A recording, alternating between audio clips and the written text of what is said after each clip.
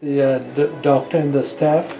Oh, they were very welcoming. They made the procedure painless. I'm the type of person that has a very, very low pain threshold, and I didn't feel a thing. So I'm going to introduce you to Brian. He's 25 years old. In May of 2022, 7 months ago, he had a FUE hair transplant, 2,500 grafts to the anterior scalp. He had quite marked Norwood 3 pattern balding, as you can see here. It's balding on both sides here, and also thinning of the anterior scalp.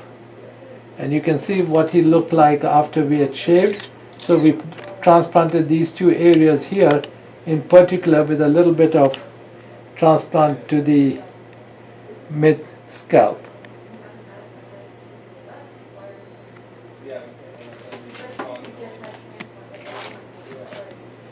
So this is what he looks like now. You can see the hair growth here.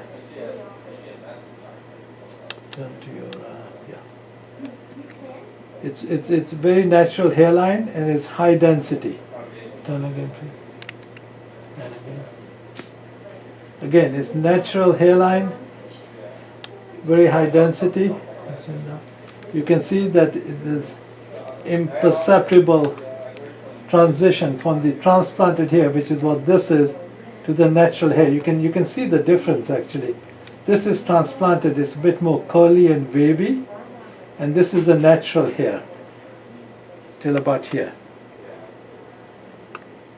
And if he turns around, you can see the donor area.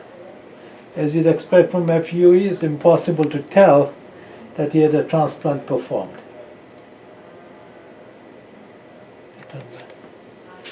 So what do you think of the transplant? I mean, I'm really happy with it.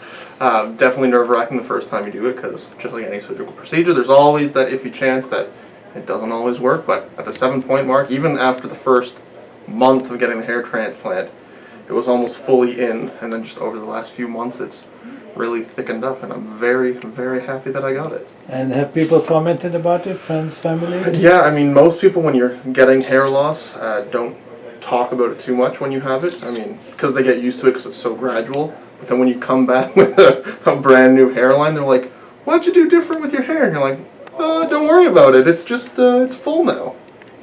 And what did you think of the doctor and the staff? Oh, they were very welcoming.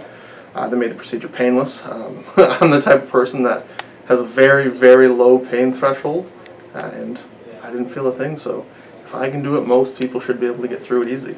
And if somebody is thinking about doing a hair transplant at the age, at a younger age and with a lot of hair loss, I would do it. I mean, I'm 25, right?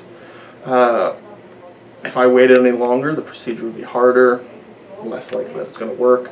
So get it, if you're able to get it done at the first sign of hair loss, I would get it done and then continue with all the other hair loss preventatives as well.